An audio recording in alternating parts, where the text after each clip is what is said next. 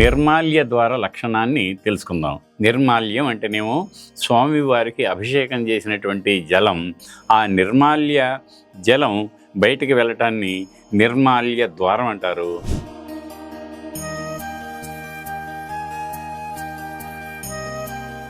విగ్రహం పక్కనే ఎడమవైపున అలా ఒక రంధ్రం పెట్టి నీళ్లు బయటకు పోయేటట్టుగా సాధారణంగా చేస్తారు. ఈ నాళాన్ని ఎలా బిగించాలి అనే దానికి కూడా విశ్వకర్మీయం మొదలైన శిల్పశాస్త్రాలు కొన్ని నియమాలని చెప్పాయి.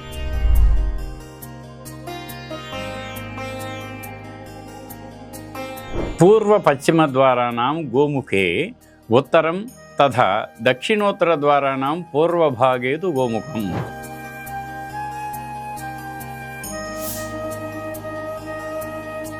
ప్రతిబంధ అధిష్టానంలో గర్భాలయాలకు ప్రతివర్గం పైన మాత్రమే చేయాలి. పాదబంధ అధిష్టానాల్లో గర్భాలయాలకు పంచవర్గాలు ఉపానము, జగతి, కుముదం, కంఠం, పట్టిక ఏదైనా ఒక వర్గం పైమట్టంలో మనకి ఇష్టం వచ్చినట్లుగా ఈ నాళాన్ని బిగించవచ్చు.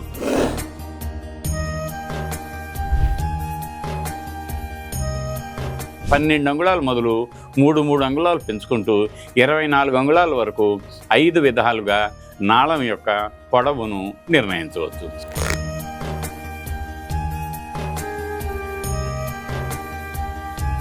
గోముఖం యొక్క పొడవు అధిష్టానం ఎత్తునకు సమంగా కూడా ఉండవచ్చు. అధిష్టానం ఒకవేళ 2.5 అడుగులు ఉందనుకోండి, గోముఖం కూడా బయట నుంచి 2.5 ఉండాలి గోడ నుంచి.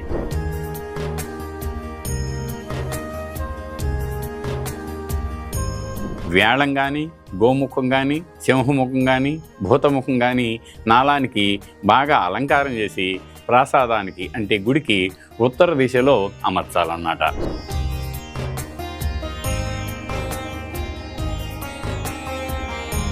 ఈ నాళాన్ని ఎప్పుడు ప్రతిష్ఠించాలి? ఎప్పుడు పెడితే అప్పుడు చేయొచ్చా?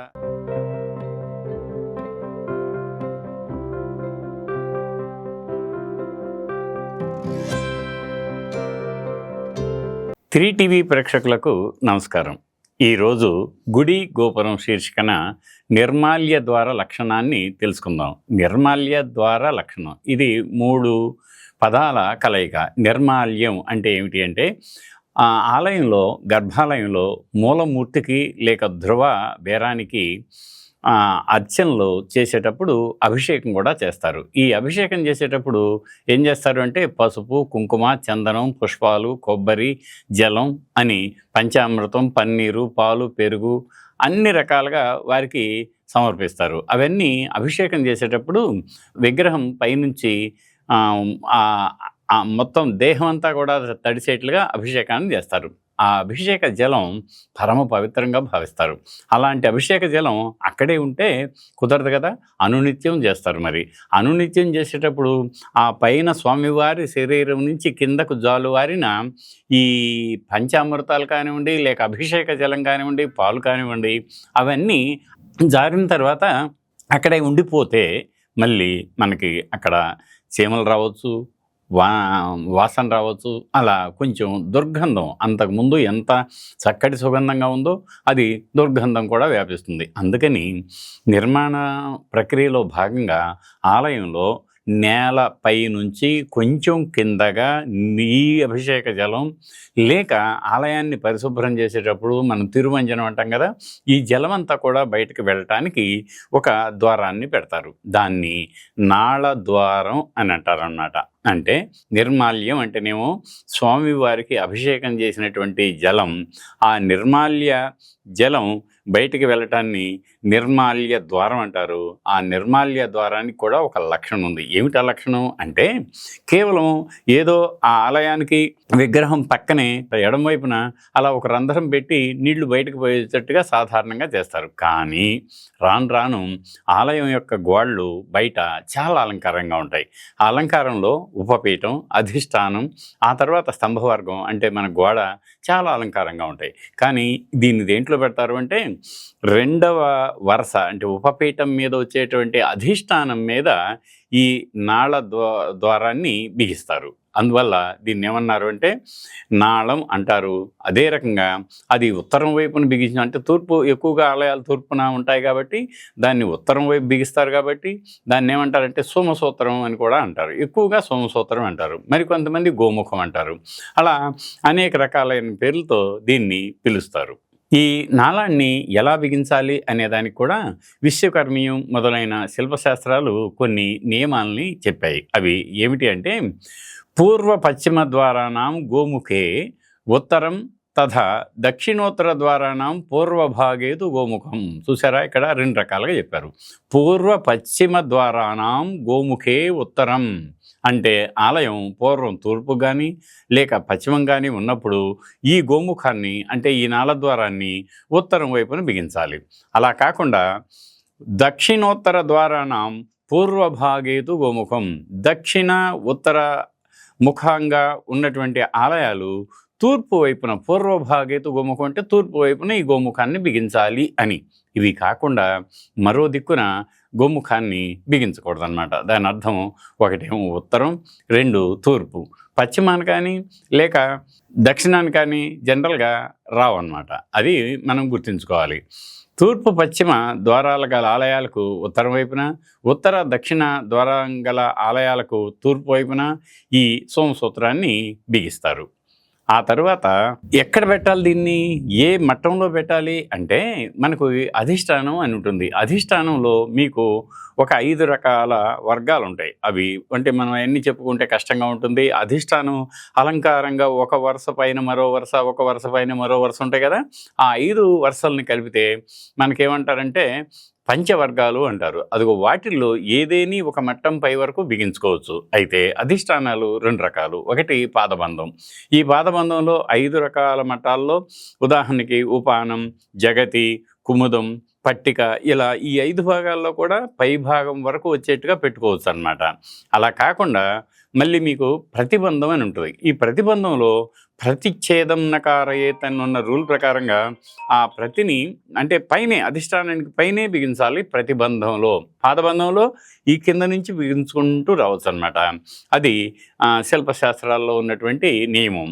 కాశ్యప శిల్పశాస్త్రంలో ఏం చెప్పారంటే నిర్మాల్య ద్వార లక్షణం ప్రతిబంధే ప్రతేరంతే దళాంతే పట్టికాంతకే అలా పెట్టారనమాట. గలాంతే కుముదాంతే వా ఒప్పరాంతే పాదుకాంతకే ఛిద్రం కుర్యాత్ తథాచోద్వే గలం తస్మాత్ యోజయేత్. ఇప్పుడు నేను చెప్పినట్లుగానే ప్రతిబంధ అధిష్టానంలో గర్భాలయాలకు ప్రతివర్గం పైన మాత్రమే చేయాలి.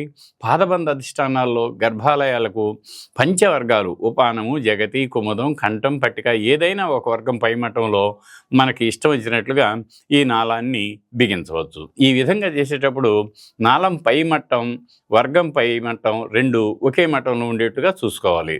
గర్భగృహంలో ఎలా ఉంటుందంటే నేల, మనం గచ్చ అంటాం కదా, ఆ నేల మట్టం లోపలుండి కొంత గ్రేడియంట్ దీనివైపు తగ్గేట్టుగా ఉంటే నీళ్లు జర్రన జారి బయటికి వెళ్ళడానికి వీలుగా ఉంటుందన్నమాట. ఇక మరి ఈ నాళద్వారం లేక సోముఖం యొక్క పొడవు ఎంత ఉండాలి అని అంటే, పొడవు అంటే ఏమిటి, గోడ కాకుండా గోడ నుంచి బయటకు వచ్చేదాన్ని మనం నిర్గమం అంటారు. ఆ గోడ నుంచి బయటకు వచ్చేది ఎలా ఉండాలి అని అంటే భాన్వంగుళం సమారభ్య గుణాంగుల వివర్ధనాత్ అంటే భాన్వంగుళం సమారభ్య 12 అంగుళాల నుంచి గుణాంగుళ వివర్ధనాత్ 3 అంగుళాల చొప్పున పెంచుకుంటూ చతుర్వింశాంగుళం యావత్ తావత్ పంచవిధం తథా అంటే 24 అంగుళాల వరకు ఇలా 5 రకాలుగా చెప్పబడింది నాళం యొక్క పొడవు. ఆ తర్వాత భిత్తి బాహ్యగతం హేవం తస్యార్థం గర్భగేహకే వేసయత్వా అథవా భిత్తేర్భ్యంతర సమంతువా జన్మాంతం వా జగత్యాంతం వా కైరవాంతం వా గలాంతం వా పట్టికాంతం వా తలం పంచభేదం సర్వేషు దామసు ఛిద్రం విద్యాధదచ్చర్వే బాహ్యే నాళం ప్రయోజయేత్ అంటే ఏమీ ఇబ్బంది పడక్కర్లేదన్నమాట. ఏమిటి అంటే ఒక చిన్నగా మనం చెప్పుకోవచ్చు, 12 అంగుళాలు మొదలు 3 అంగుళాలు పెంచుకుంటూ 24 అంగుళాల వరకు 5 విధాలుగా నాళం యొక్క పొడవును నిర్ణయించవచ్చు. 8 అంగుళాలు మొదలు 2 అంగుళాలుగా పెంచుకుంటూ 15 అంగుళాల వరకు దాని విస్తారాన్ని అంటే వెడల్పుని 5 విధాలుగా చేసుకోవచ్చు. భిత్తి గోడమందం కానీ అందులో సగం కానీ ప్రమాణంగా నాళం యొక్క పొడవు చేయొచ్చు. భిత్తి అంటే గోడ అనమాట. గోడలో లోపల వరుస బయట వరుస 2 ఉంటాయి. ఈ 2 వరుసల దానికి విస్తారం ఎంత ఉందో దాన్ని అనుసరించి కూడా చేయొచ్చు అన్నమాట. ఆ తర్వాత గోముఖం యొక్క పొడవు అధిష్టానం ఎత్తునకు సమంగా కూడా ఉండవచ్చు అంట. అధిష్టానం ఒకవేళ 2.5 అడుగులు ఉందనుకోండి, గోముఖం కూడా బయట నుంచి 2.5 ఉండాలి గోడ నుంచి. లేక 8 అంగుళాలు మొదలు ఒక్కొక్క అంగుళం పెంచుకుంటూ ఒక హస్త ప్రమాణం వరకు పొడవుని నిర్ణయించుకోవచ్చు అని కూడా శిల్పశాస్త్రాలు మనకు చెప్పాయి. ఇది పొడవు గురించి. ఇక మరి వెడల్పు ఎంత ఉండాలి? అది వస్వంగుళం సమారభ్య ద్వితీయంగుళ వివర్ధనాత్ అంటే వస్సు అంటే 8. ఆ 8 అంగుళాల నుంచి మొదలుకొని 2 అంగుళాలు పెంచుకుంటూ అలా దాని యొక్క విస్తారాన్ని పెట్టుకోవచ్చు. ఎలా? కళాంగుళావసానంతో. కళ అంటే ఏమిటి? 16 షోడశాంగుళం అంటామే మనం. 16 అంగుళాల వరకు విస్తారాన్ని పెంచుకోవచ్చు. ఆ రకంగా విస్తారాన్ని పెంచుకుంటూ, విస్తారం అంటే వెడల్పు పెంచుకోవచ్చు. మనకు ఇంకొక రకంగా కూడా చెప్పబడింది. అది ఏమిటి అంటే మధ్యలో ఈ నీళ్లు వెళ్ళడానికి ఏం చేయాలి? ఆ విస్తారం ఎంత ఉందో విస్తారాన్ని, ఉదాహరణకు 9 అంగుళాలు విస్తారం ఉందనుకుందాం. 9 అంగుళాల్లో 3 అంగుళాలు అంటే 3/1 అనమాట. 3 వంతుల్లో 1 వంతు ఛిద్రం లోపల ఉండేటువంటి ఆ గాడి, మనం గాడి కొడతాం కదా ఇట్లా, ఆ గాడి ఉండాలి. ఆ గాడిలో నుంచి నీళ్లు బయటకు వెళ్తాయి అన్నమాట. అది చక్కగా చేయాలి. ఆ తర్వాత మళ్ళీ మనం గోడ నుంచి బయటకు రాగానే కొన్ని తిన్నగా ఉంటాయి, కొన్ని 8 పలకలుగా ఉంటాయి. అలా కాకుండా చక్కగా హాయిగా 8 పట్టాలు, 16 పట్టాలు, 32 పట్టాలు కూడా ఉండి అలా ఒక వంకరగా తిరిగినట్టుగా ఉంటుంది. ఎలా వంకరగా తిరిగినట్టు? అరటి గెల ఎలా అయితే తిరుగుతుందో అలా తిరిగినట్టు ఉంటుంది. అది నాళం యొక్క బయట. దాంట్లో నుంచి ఏమైంది? ఆ రంధ్రాన్ని కూడా అలాగే చేస్తారు కాబట్టి గుళ్ళో నుంచి వచ్చే నీళ్ళన్నీ ఎవరికీ కనిపించకుండా అందులో నుంచి కిందకు జారుతాయి. కింద ఒక గాబును కానీ, అంటే మనం ఏమంటాం, తొట్టి అంటాం, తొట్టి పెట్టవచ్చు. లేదంటే భూమి కంటే కింద సదరంగా ఒక రంధ్రం చేసి ఆ నీటిని బయటకు వెళ్ళేట్టుగా కూడా చేయటం ఉందన్నమాట. ఒక్కొక్కసారి ఎలా ఉంటుందంటే అది చూస్తే ఊరికి ఏనుగు తొండం మాదిరిగా ఉన్నట్టుగా కూడా ఉంటుంది. అలా కాకుండా అలంకారాలు చేయటం కూడా ఆనవాయితీగా వచ్చింది. ముందు సాధారణంగా ఒక బొట్టిగా నీళ్లు పోవటానికి వీలుగా మాత్రమే పెట్టుకుంటే రాను రాను అలంకారాలు వచ్చాయి. ఏమిటి అలంకారాలు, ఎలా ఉన్నాయి అని కాశ్యప శిల్పశాస్త్రాన్ని మనం పరిశీలిస్తే వ్యాలోవా సింహభూతోవా నాళం ధృత్వాతు సంస్థితః అంటే వేళం అది ఒక మిథికల్ యానిమల్. సింహం, శార్దూలం లాంటి ఒక వేళం కానీ, లేక సింహం ముఖం కానీ, భూత ముఖం కానీ ఆ చిట్ట చివరి మనం అమర్చవచ్చు. అది చూడటానికి అలంకారంగా ఉంటుంది. దాని తర్వాత నాళమేవం ప్రకర్తవ్యం సౌమ్యం ప్రాసాద మధ్యగం మూలస్యమేవం సింహవ్యాళ ముఖం తదా అథవా గోముఖం చైవ గణదుంచేన కారయేత్. ఏమన్నాడు? ఈ సింహం వేళం చేసుకోండి, కాకపోతే మధ్యలో ఏమవుతుందంటే దాన్ని ఒక్కొక్కసారి మనం సింహం వేళనే కాకుండా గోముఖంగా కూడా చేయాలి. మరికొన్ని సందర్భాల్లో మకరాన్ని, అంటే మకరం నోట్లో నుంచి ఇది బయటకు వస్తుందా అన్నట్లుగా కూడా చేస్తారు. అవి చిత్ర విచిత్రంగా అనేక చోట్ల ఉంటాయి. అయితే వేళం కానీ, గోముఖం కానీ, సింహముఖం కానీ, భూతముఖం కానీ నాళానికి బాగా అలంకారం చేసి ప్రాసాదానికి అంటే గుడికి ఉత్తర దిశలో ఆలయ మధ్యలో, అంటే గర్భాలయానికి ఖచ్చితంగా ఎడం వైపున మనం బయట నుంచి చూస్తే మధ్యలోనే అమర్చాలన్నమాట. అది కాశ్యప శిల్పశాస్త్రాది మొదలు మైమతం, మానసారం అన్ని శిల్పశాస్త్రాల్లో కూడా పెట్టారు. మరి ఈ నాళాన్ని ఎప్పుడు ప్రతిష్ఠించాలి? ఎప్పుడు పడితే అప్పుడు చేయొచ్చా? చేయకూడదు. ఎందుకు? ఆలయ నిర్మాణంలో లోపల ఎప్పుడైతే మనం లోపల వరుస బయట వరుస 2 ఒక మట్టానికి వచ్చేట్టుగా చేసుకొని లోపల నేల పరుపు కూడా వేసిన తర్వాత ఆ మట్టానికి చూసుకొని బయటకి నీళ్లు ఈజీగా పోయేట్లుగా మనం పెట్టుకోవాలి. అలా అంతా అమర్చిన తర్వాత దాన్ని ప్రతిష్ఠించటం అంటారు. అలా ప్రతిష్ఠం ఎప్పుడు చేయాలి అంటే సుముహూర్తంలో లగ్న బలాదులన్నింటినీ కలిపి ఒక మంచి రోజున శుభగడియల్లో స్థపతి, స్థపతి అంటే శిల్పి, ఆచార్యులు స్థానాచార్యులు లేక ఋత్విక్ కలిసి నాళాన్ని ప్రతిష్ఠించాలి. నాళానికి అధిదేవత వరుణుడు. ఎందుకు అంటే నీళ్లు కదా, దాని పర్పసే అభిషేక జలాన్ని బయటకు తీసుకెళ్ళటం. నీరు ఉంది కాబట్టి మరి దీనికి అధిదేవత వరుణుడు. వరుణుడు తెలుసు కదా, పశ్చిమ దిక్ పాలకుడు అన్నమాట. కావున వరుణ సూక్తాన్ని పఠిస్తారు. ఆ సందర్భంగా శాంతి హోమాదులను జరిపిస్తారు. పంచామృతాది అనేక రకాలైనటువంటి విశేషణాలతో అభిషేకం చేస్తారు. సున్నము, బెల్లము, నీళ్లు మొదలైన పదార్థాలని అందులో ఉండేట్టుగా బిగిస్తారు. దేంట్లో ఆ గోడలో బిగించేటప్పుడు సున్నం, బెల్లం ఆ రెండింటిని కలిపి గట్టిగా బిగిస్తే అది ఎప్పటికీ ఏమి కాకుండా అలా గట్టిగా బిగుసుకొని ఉంటుంది. అయితే మనం మరి అసలు చారిత్రకంగా చూస్తే మొట్టమొదటి ఆలయ నిర్మాణం అప్పుడు మరి ఈ సోమసూత్రం ఉందా అని అంటే శాతవాహన కాలం అంతకు ముందు నుంచే మనకు ఆలయాలు నిర్మించడం ఇక్కడ ప్రారంభమైంది. కాబట్టి సోమసూత్రాలన్నీ కూడా మనం అనుకున్నట్టుగానే ఉత్తరం వైపున, అంటే ఆలయం తూర్పు అభిముఖంగా ఉంటే ఈ ఉత్తరం వైపున నాళాన్ని బిగిస్తారు. అది సామాన్యంగా సదరంగా సాదాగా ఉండేదన్నమాట.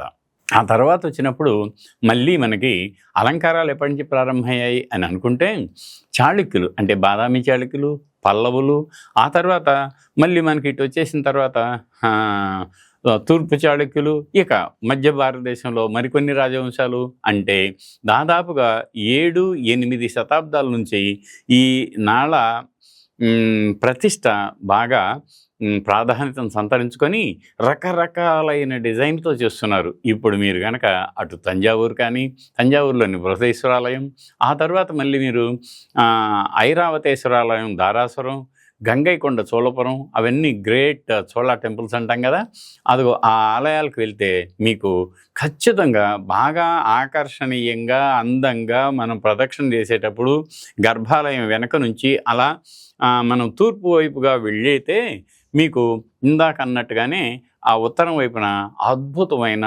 అలంకార సహితంగా ఉన్న నాళాన్ని లేక సోమసూత్రాన్ని మనం గమనిస్తాం. ఇవి రకరకాలుగా ఉంటాయి. కొన్ని మన రామప్ప లాంటి దాంట్లో, రామప్పలో బయట నుంచి అంటే అధిష్టానం నుంచి గర్భాలయం లోపల నుంచి అధిష్టానం ద్వారా బయటకు వస్తుంది. అక్కడి నుంచి ఏం చేశారు, ఒక తొట్టిలా కట్టారు. అది మళ్ళీ ప్రదక్షిణా పదంలో పడుతుంది. అక్కడి నుంచి మళ్ళీ కిందకు వస్తుంది. దాని అమరిక ఎలా ఉంటుంది అంటే ఆలయ నిర్మాణ విధానాన్ని బట్టి ఈ అమరిక కూడా ఉంటుంది. ఇలా కేవలం దక్షిణ భారతదేశానికే కాదు, మధ్య భారతదేశానికే కాదు, ఉత్తర భారతదేశానికే కాదు, ఇలా భారతదేశంలోని ఆలయాలు, ఇట్లాగే దక్షిణాసియాలో నిర్మించినటువంటి ఈ హైందవ ఆలయాలన్నిటికీ కూడా మనకు సోమసూత్రాన్ని బిగించటం తప్పనిసరైంది. శిల్ప ఆగమ శాస్త్రాలు దీనికి సంబంధించిన విధి విధానాలను మనకు అందించాయి. అందుకని ఈ సోమసూత్రానికి ఏం చేస్తారంటే అలంకారంగా, అదేదో నీరు పోయేది కదా అని వదిలిపెడతలేదు. శిల్పులు ఎక్కడా అలా సాదాసీదాగా పెట్టలేదు. ఏదో 1-2 సందర్భాలు తప్పితే వీటిల్లో కూడా ఒక్కొక్క ఆలయంలో పోటీపడి శిల్పులు మరీ ఈ నాళాన్ని లేక గోముఖాన్ని అత్యంత అందంగా సుందరతరంగా తీర్చిదిద్దారా అన్నంత ఆశ్చర్యం కూడా కలుగుతుంది కొన్ని సందర్భాల్లో. ఇక దక్షిణ భారతదేశంలో మీరు వివిధ ఆలయాలకు వెళ్ళినప్పుడు ఈ సోమసూత్రాన్ని పరిశీలించటం మర్చిపోకండి. ఇది నాళ ప్రతిష్ఠ గురించినటువంటి సమాచారం.